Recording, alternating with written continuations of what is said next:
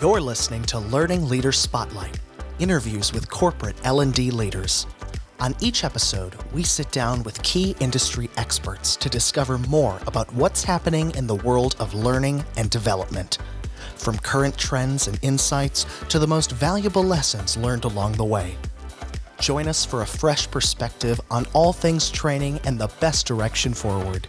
Here's your host, Leanne Lankford. Hi, welcome to Learning Leader Spotlight, the podcast where we interview the learning leaders of today to help the learning leaders of tomorrow. I'm Leanne Lankford. I'm your host. I'm the president of Training Pros. Training Pros is a L&D company where we provide consultants on a contract basis, where we like to say, when you have more projects than people, let us provide you the consultant to start your project with confidence. I'm really excited about my guest today. So she's definitely served as a learning leader, but now she is more of a big voice in the learning and development community. I'm just excited to have her with us today. Please join me in welcoming Kassy LaBorie. She's a keynote speaker and author, and she's the host of the Spark Konnect podcast.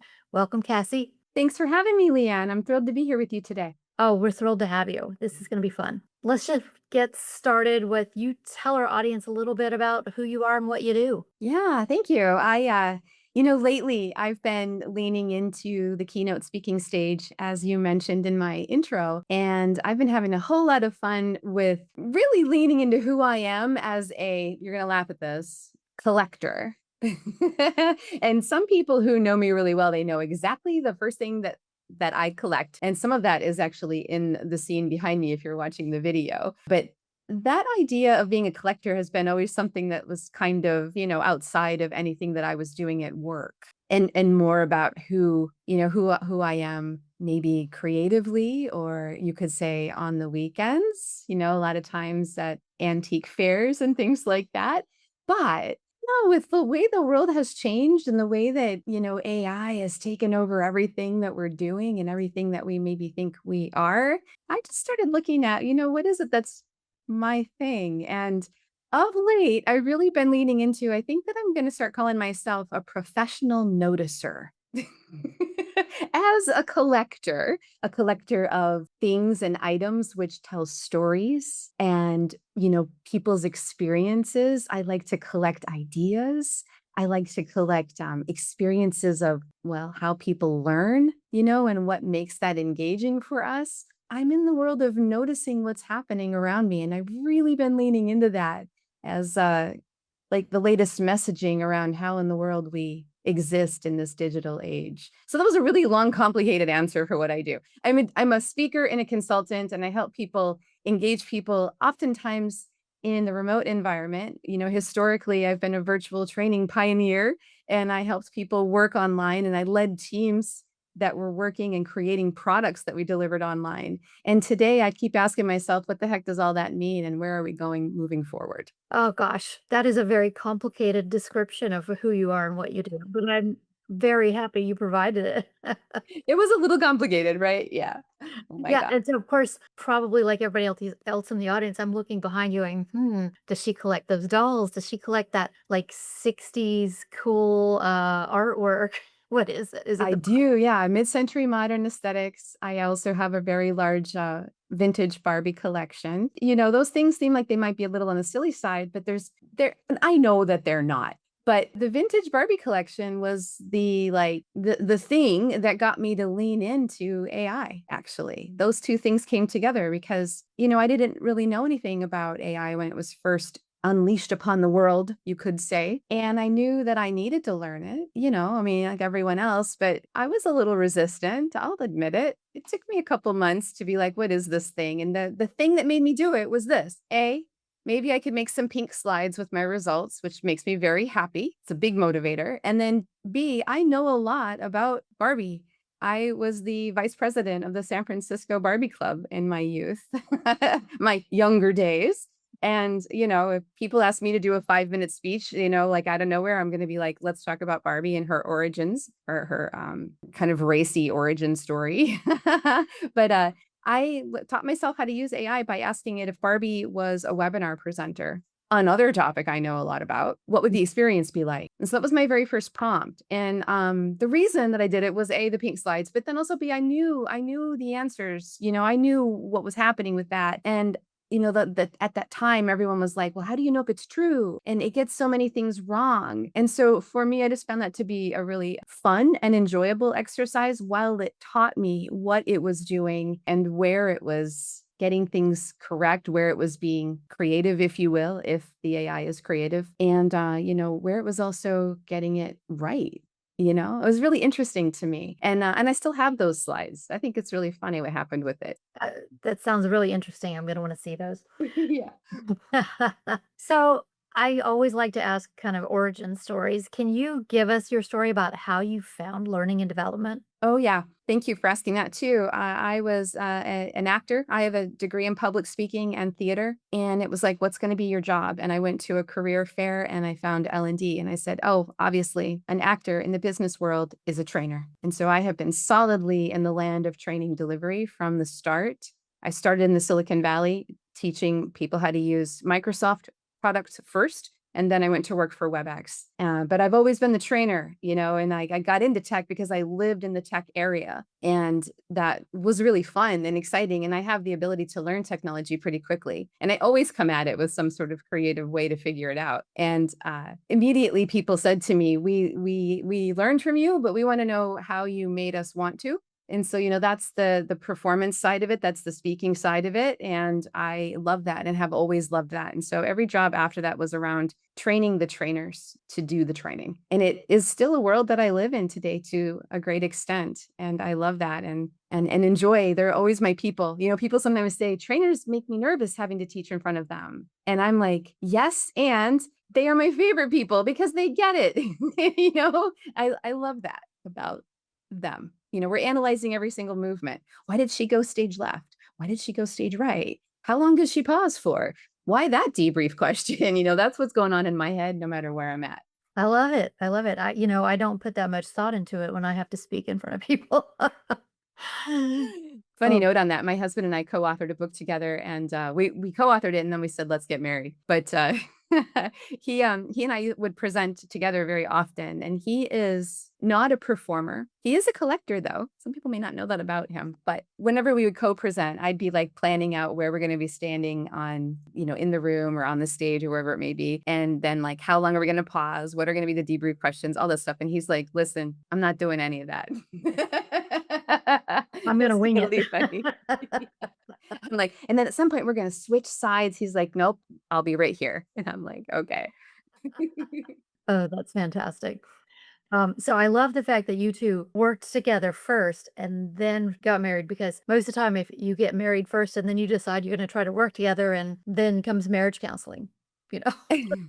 Yeah. Yeah, what happened is I had the contract to write the book before I met him, and I also had the contract to write the book. That was in 20 it would have been, like, 2013, because the first edition of Interact and Engage came out in 2015, and, I don't love writing. I love speaking.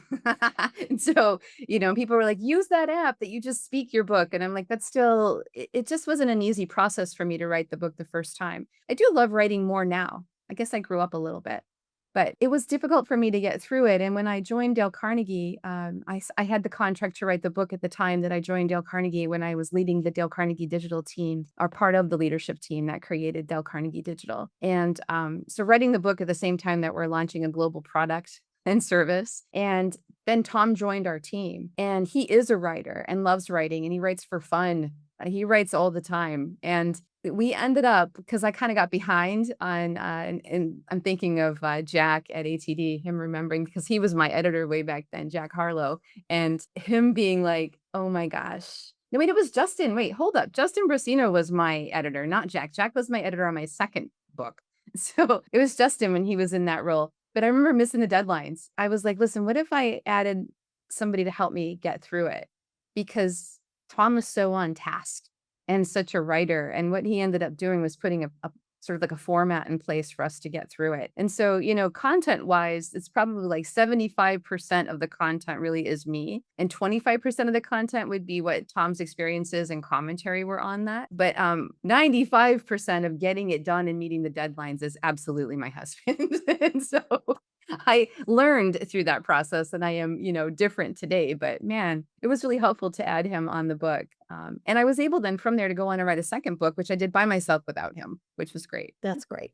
It's Yeah. a great story. I love it. Yeah, it was fun. Like, and his big joke is always like, "Well, we wrote a book together. Do you want to get married?" And I was like, "Yeah, let's do that." Because we were not dating when we started to write the book together, which is funny. Very interesting order of events and things that happen. I love it. So, Cassie, you've been famous in our industry for a while. You've been known as one of the leading voices in virtual facilitation, which, if it's not done well, is the most boring thing on earth. Was there a moment when you realized you wanted to start a podcast instead, or in addition Well, to?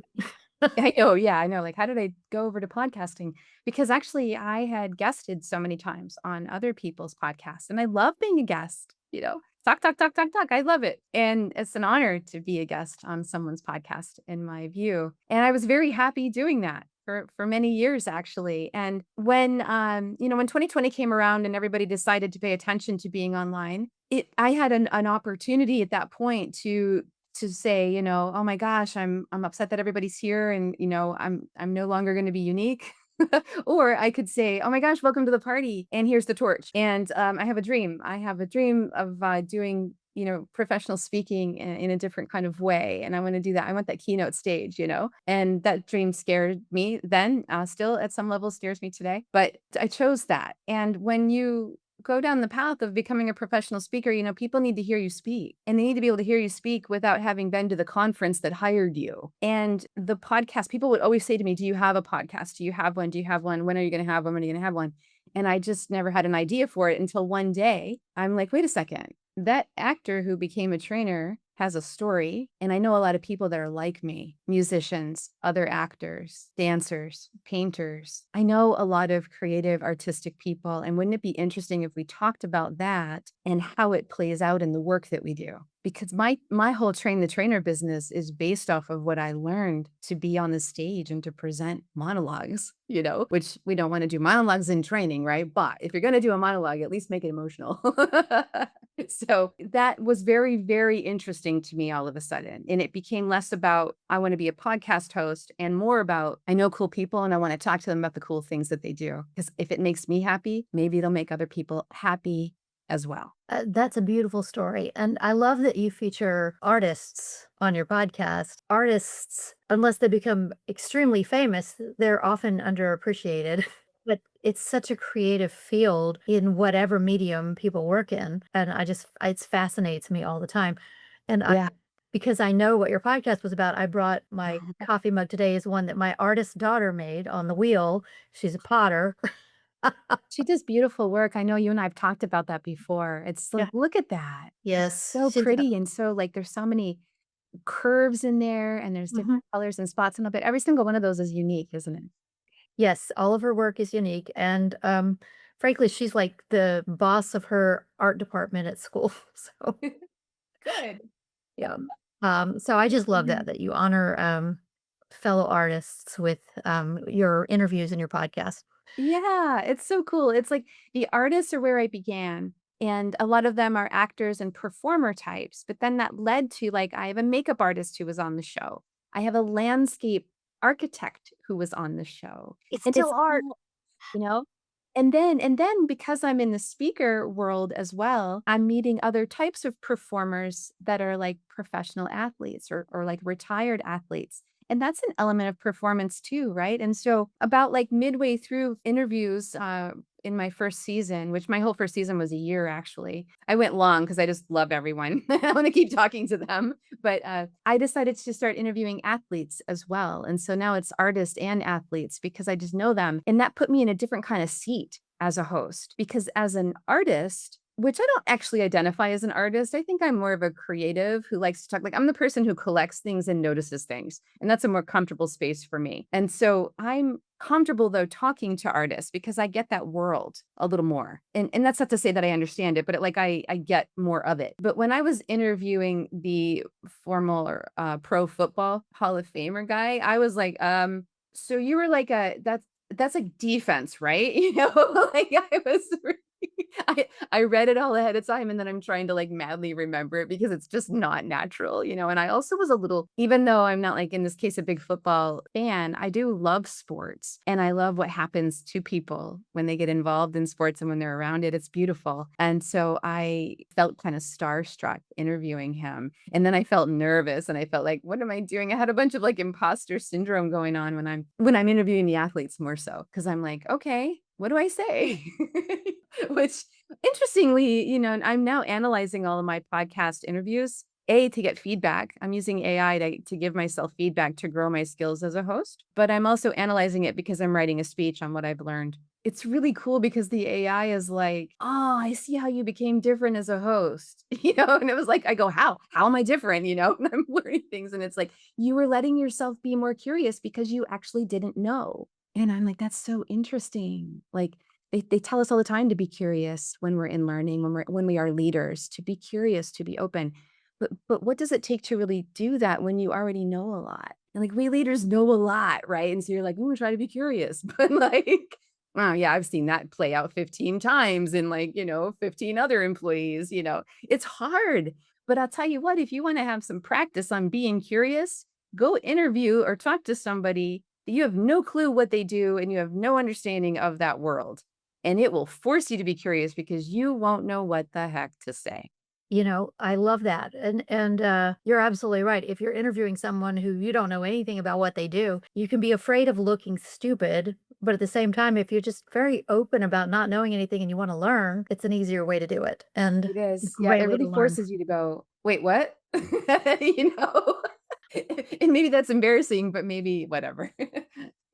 Well, Yeah. what surprised you most about being a podcast host? How much I loved it, and in the run up to conducting my first set of interviews, I listened to a bunch of podcasts and ended up identifying what I like in a host, what's the style that I like and how do I wanna be, and also because, of the performer in me, I was very interested in the vocal technique that different hosts will use, and that led me down the path of like, okay, how can I be that way more? And I was pretty overwhelmed by it. Like my very first interview, I just was like so nervous and I had questions and I was trying to get it right. And I was thinking about my voice and how much I paused. And it's really important to me that I was like, they talk more than me, but when I do talk, this is what I sound like. And I listened to that first podcast edit when it was created and done. And I thought I sounded like my favorite podcast host. Like I thought I sounded like her. And I realized that not because I'm like her necessarily in personality, but I think I am a little like her in personality. Her name is Deborah Ann Wool, by the way. She's an actress, and she's been in lots of like Marvel, and she's really cool, like fantasy stuff. I really like her, Deborah Ann Wool, and I love her voice. It's beautiful. I could listen to it all the time, and I loved her voice the very first time I saw her, and the first show that I saw her in, and which was her debut show, was True Blood. But I sounded just like her. And then I was like, this funny thing came up where I wanted to be like, I wish I knew her and I could call her and say, I sound like you and I love you and you're my favorite podcast. That might come off a little stalkery, I don't know. It's dumb completely. And what I mean, but when I say sound like her is that like the cadence and the thoughtfulness and the joy and the willingness to let go. But she also comes to the podcast having deeply researched it, and I liked the way she sounded and did things, and I felt proud of myself. And I wasn't trying to be like her. It's just that when I coach people to be presenting, especially in the online world, but actually anywhere, I tell them, I'm like, you know what, tune into your favorite podcast host or radio presenter, as if we listen to radio, it's now podcasting. Who's your favorite? And you know what? You're usually drawn to people that are like yourself, that have your same sense of humor, that have a similar style, to who you are. We tend to like things attract like things. And so if that's your favorite, then guess what? Now you have a model of what that is like. And you probably are a lot more like that than you realize. So when we talked previously, because we talked before we got together, you mentioned that this podcast project has been an unexpected adventure for you.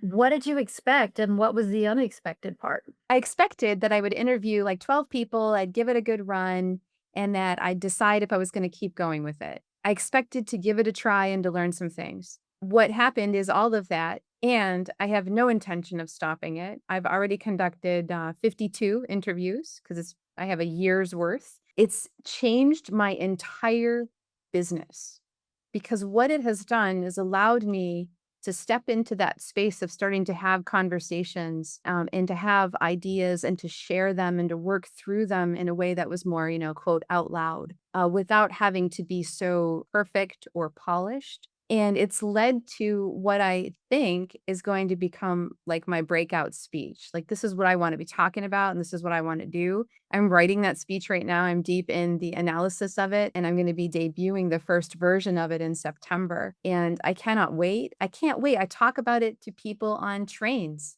I was on a train a couple of weeks ago and I'm like telling these people about it and they wanted to hear about it. That was the thing that was so cool. Like, listen, Leanne, like all these years, if I'm on a train and I'm talking about my job, people aren't like, tell me more about virtual training. Like regular people aren't like that, And so it's like, I have spent a lot of time, 25 plus years being like, well, I work in corporate learning and I, like finding another way to say it because it's just not. But as soon as I say, yeah, I'm interviewing magicians and I'm figuring out how the magic of their lives plays out in the work that they do. And here's a couple of things that came out of that. You're not going to believe it. They're like, what? What do you mean? Like, how does the mortgage finance trainer guy use magic to do all of that? And I did not give his title proper recognition there.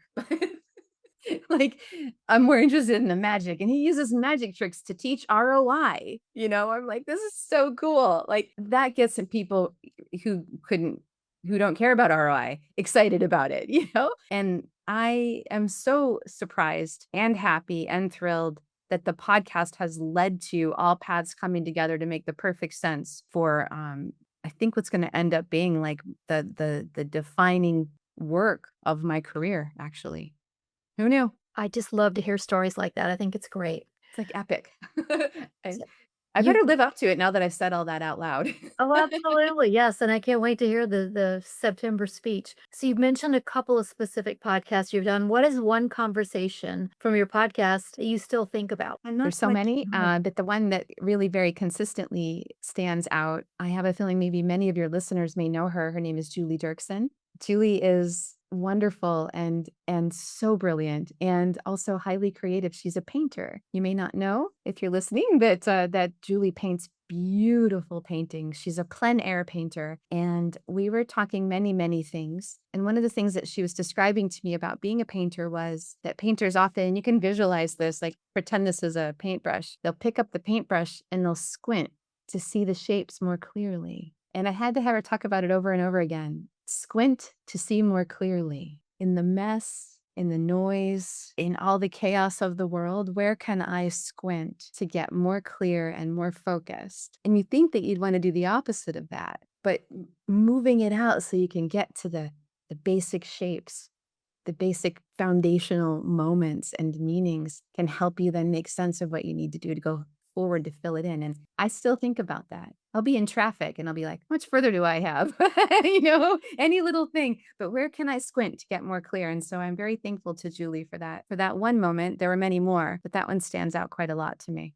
I'll definitely be going to listen to that specific episode, not just so I can hear about that moment, but also I'm also a fan of Julie Dirksen, so I definitely want to hear that one. Thank you for sharing that. Okay, going to change gears just a little bit. Finish this sentence for me. As AI gets smarter, the most valuable thing a facilitator brings is Their expressed humanity. You are human. Human is automatic. Your expression of your humanity is intentional.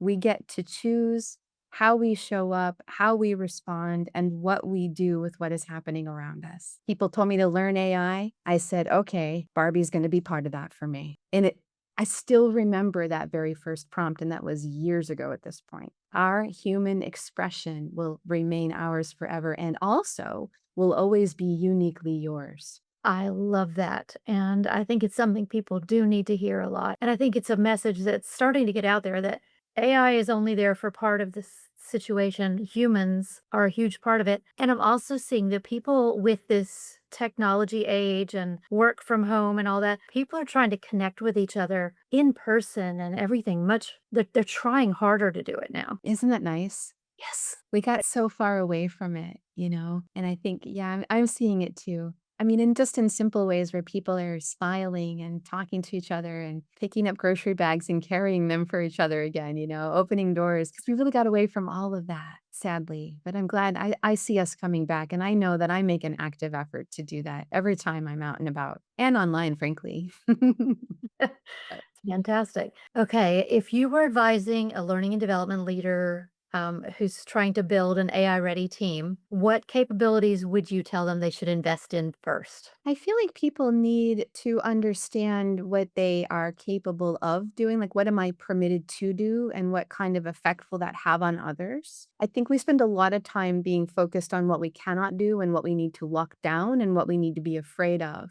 And I think we need to focus on the yes and how can we do this correctly? Because I like to feel successful and able to try things rather than fearful. I like that answer. Now, here's the final one that I gave you fair warning because nobody can answer this properly without some advance notice. What is one book you'd recommend to everyone who's listening to the podcast today? Only one. Well, no, you can say more than one. I just say one to make it easy. There are so many wonderful people in our learning and development community right now. Many women that are around me that have, in fact, just in the last year released books. Katrina Kennedy's Learning That Lasts, Jess Omley, L&D Order Taker No More, and then Robin D. Felice, Understanding Microlearning Finally. What the heck is that? These people are so creative and there's so many wonderful books coming out all the time. But those are the three that I've been really flipping through lately and learning a lot from. And especially in the case of Katrina Kennedy's book, I actually use an activity from her book probably every single time I conduct a meeting or a training. It's incredible, both online and in person. Now you make me want to get that book so that I can have better like team meetings and have some activities that are a bit more fun. I know. I mean, just to tell you, one of the thing that I do all the time now, it's like a bookend for me. The book, you open with it, and then you have a thing to close with. In the beginning, she suggests that you ask people to finish this sentence. Today's program will be valuable for me if. And I let them do that, and they just write it down. If they want to share, they can. I don't force them to share it. It's just for them. We talk about having people take ownership, become accountable, and I'm just going to start to guide that process right from the get-go. And then by the end of the time that we're together in that moment, which is generally for me around 2 hours, it depends on the session though. We do all the wrap up and the debrief as normal, but there's always one final question that I learned from Katrina too. And I feel like it bookends this so nicely. After we've already said, what have you learned and what are you doing with it? One more question. What are you still wondering about? And I love that because it gets them to continue applying, to carry forward. And then it also gives me insight into what I need to be focused on for them as we proceed. So those two things, I'm doing that in meetings in person. I'm like at a networking event and I'm like, it's going to make tonight valuable for you, and then in the end, I'm like, well, what are you still wondering about? Like I find myself asking these ridiculous questions and maybe that's why I'm an L&D nerd. Maybe that is. Maybe that's They're not ridiculous. I say that in jest completely. I obviously use them even when nobody's asking me to. No, I love it. I think that's great. And I honestly, one of my favorite parts of this podcast is I get some great book recommendations. Yeah, yeah, Yeah. About great. 2/3 of the time, it's a book I've already read, but sometimes I get nuggets like that one you just shared. I'm like, ooh, let me get that book and take a look. I mean, in like Jess's book on order taking, and L&D has long been seen as order takers, and so her book has some really unique insights into how we can turn that around and become more part of the strategic discussion rather than the reactive one. Yes, it is. It's a good book. I have that one actually. Well, Cassie, you have been an amazing guest. Thank you so much for appearing on my podcast. I know you're busy and I appreciate you taking the time to do it. As my thank you to you, one of the things that we do, and you'll appreciate this with what you've been dealing with lately, our charity here at Training Pros is planting trees. We work with a reforestation company who plants trees after fire. So we've planted well over 5,000 trees today. We're coming up on 6,000 now. And we're going to plant 5 trees in your name. I love that so much. That is so beautiful. And what a wonderful way to give back to the community, which is something Training Pros is the coolest. You guys do all sorts of wonderful stuff to help the community. And what another way to do that. I'm honored. Thank you. Gosh, you're so welcome. And that's a little cutout I can use now. Cassie says we're the best. Perfect. Yeah. So that's it for this week's episode of Learning Leader Spotlight. We hope you enjoyed it, and we hope you'll join us next week to hear from another learning leader from another industry. Thanks for joining us for the latest episode of Learning Leader Spotlight, interviews with corporate L&D leaders. You'll find links in the show notes to any resources mentioned on today's show. If you're enjoying our podcast, please subscribe so you never miss an episode and leave us a 5-star review.